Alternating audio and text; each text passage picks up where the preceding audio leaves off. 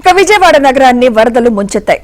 ఒకవైపు బుడమేరు కట్ట తెగి సింగ్ నగర్ మొత్తాన్ని వరద ముంచెత్తింది. మరోవైపు కృష్ణమ్మ ఉగ్రరాపునికి రామలింగేశ్వర నగర్ మొత్తం జలమయంగా మారిపోయింది.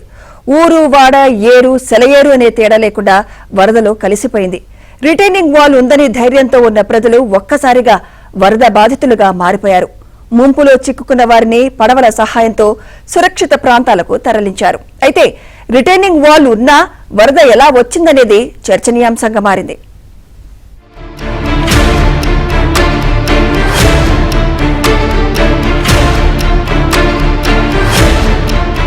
ప్రకాశం బ్యారేజ్ కి ఎప్పుడు వరదలొచ్చినా విజయవాడలోని కృష్ణలంక ప్రాంతాలు ముంపునకు గురవుతూ ఉండేవి. దీంతో వేలాది మంది నిరాశ్రయులై పునరావాస కేంద్రాలకు పరుగులు పెట్టేవారు. 2009లో రికార్డు స్థాయిలో దాదాపు 11 లక్షల క్యూసెక్కుల నీరు ప్రకాశం బ్యారేజ్ నుంచి కిందకొచ్చింది. అప్పుడు దిగువన ఉన్న రాణిగారి తోట, బాలాజీ నగర్, గీతానగర్, రామలింగేశ్వర నగర్, యనమల కుదురు కట్ట వరకు వరద ముంపుకు గురవుతూ ఉండేవి. దీంతో సీఎం చంద్రబాబు 2018లో రిటైనింగ్ వాల్ నిర్మాణానికి శ్రీకారం చుట్టి పనులు పూర్తి చేశారు. ఆ తర్వాత నుంచి ఎప్పుడు వరదొచ్చినా రాణిగారి తోట నుంచి యనమల కుదురు కట్ట వరకు ఉన్న ఇళ్లు ముంపు బారిన పడకుండా ప్రజలు సురక్షితంగా ఉండేవారు.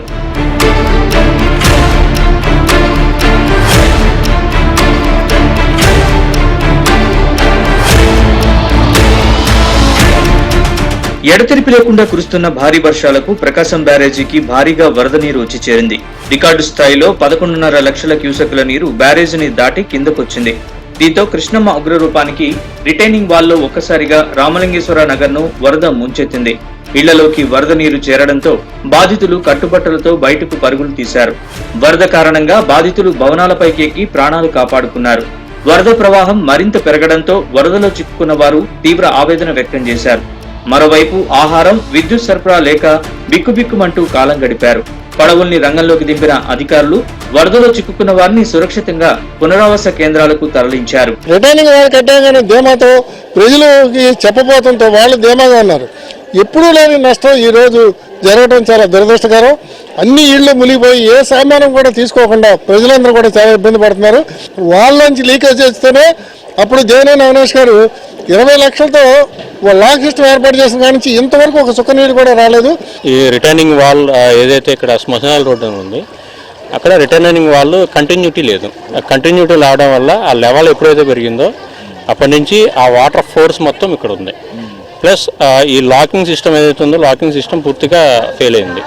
ఆ ఫెయిల్ అవడంలో ఇక్కడే కాదండి, పోలీస్ కాలనీ ఈ ఏదైతే పరిసర ప్రాంతాలు ఉన్నాయో ఆ లాకింగ్ సిస్టమ్ వల్ల మెయిన్గా ఎప్పుడు వాటర్ వచ్చినా కానీ ఇదే ప్రాబ్లం అవుతుంది. ఆ లాకింగ్ సిస్టమ్ అనేది సరిగా చేసుకొని రిటైర్మెంట్ వాళ్ళని కంటిన్యూటీ చేసుకొని పైగా పక్కన ఏదైతే ఎత్తుగా ఇసుక పోస్తున్నారు, ఇసుక అక్కడ దాని ప్లేస్లో ఏదైనా మట్టి కానీ ఏమైనా పోకుండా చేసుకుంటే ఈ ఇబ్బంది లేకుండా ఉంటుంది. రిటైనింగ్ వాల్ నిర్మాణం చేపట్టిన వరద ముంచెత్తడంతో ఇప్పుడు చర్చనీయాంశంగా మారింది. రిటైనింగ్ వాల్ పై సీఎం చంద్రబాబు ఆరా తీశారు. రామలింగేశ్వర నగర్ లో పర్యటించిన సీఎం చంద్రబాబు అక్కడి బాధితుల్ని పరామర్శించారు. స్థానిక ఎమ్మెల్యే గద్దె రామ్మోహన్ అక్కడి పరిస్థితిని సీఎం కు వివరించారు. రిటైనింగ్ వాల్ నిర్మాణం వల్ల ఇబ్బంది రాలేదన్నారు. 10 MGT ప్లాంట్ నిర్మాణం సమయంలో కృష్ణానది వైపు 4.5 మీటర్ల వరకు వాల్ నిర్మించకుండా ఖాళీగా ఉంచారన్నారు. అందువల్లే రామలింగేశ్వర నగర్ ని వరద ముంచెత్తిందని వివరించారు. దీనిపై అధికారులతో మాట్లాడి సత్వరమే అవసరమైన చర్యలు తీసుకునేలా చూడాలని చంద్రబాబు ఆదేశించారు.